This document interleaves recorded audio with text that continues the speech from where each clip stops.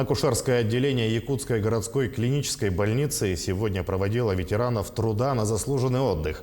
За годы работы технологии и медицинские манипуляции там были отточены до высочайшего уровня, а коллектив получил множество наград за свой профессионализм. О ветеранах труда перинатального центра более подробно в материале Надежды Саханской. Сегодня акушеры перинатального центра провожают своих коллег-ветеранов на заслуженный отдых. Десятки лет, проведенные здесь на службе, прошли не зря. Перинатальный центр – высшее звено этапа медицинской помощи беременным, роженицам и новорожденным. С момента обращения или приезда сюда пациенты находятся в надежных руках профессионалов, которые бережно относятся к каждому поступившему. Екатерина Завьялова проработала здесь 35 лет и до сих пор вспоминает с теплотой свои рабочие будни. Я работала как бы хозяйственником, чтобы было в роддоме всегда достаточно пеленок, операционного белья, потому что я работала одна на весь роддом. И операционный блок, и патология, все была я одна. И как-то даже дома успеваю все это делала, бегала с утра, как побежишь, в контору надо то. Ну, как бы вроде справлялась. Молодая была, я пришла, 35 лет мне было. А сейчас вот мне вот 70.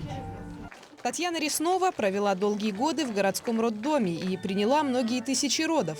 Она училась на фельдшера, но твердо решила стать акушеркой, потому что после первого и второго курса проходила практику в роддоме. И вот мое первое ночное дежурство. Акушеркой была Вера Осиповна Чучкалова, а я одна в детской. Ну вот женщины, те старенькие женщины, которые родившие остались там, их выписывали, а мы уже были на приеме новых. Ну вот, Вера Осиповна там 2 или 3 родов было, не помню уже, да. Ну вот, одно дело, когда с напарником работаешь, молодая еще же была, а тут одна эти, они плачут, я всю ночь ходила, их на руках качала, чтобы они не плакали.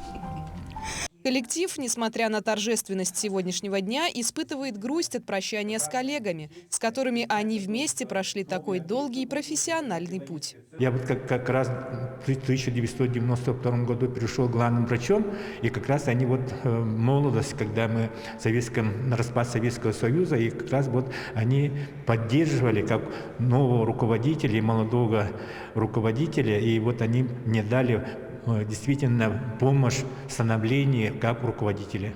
Чтобы жили долго. И приходите наши праздники, мы всегда рады будем. Чем заниматься на заслуженном отдыхе, ветераны пока не знают. Признаются, что никогда не было так много свободного времени. Однако сами тут же находят ответ. Дома всегда найдется работа.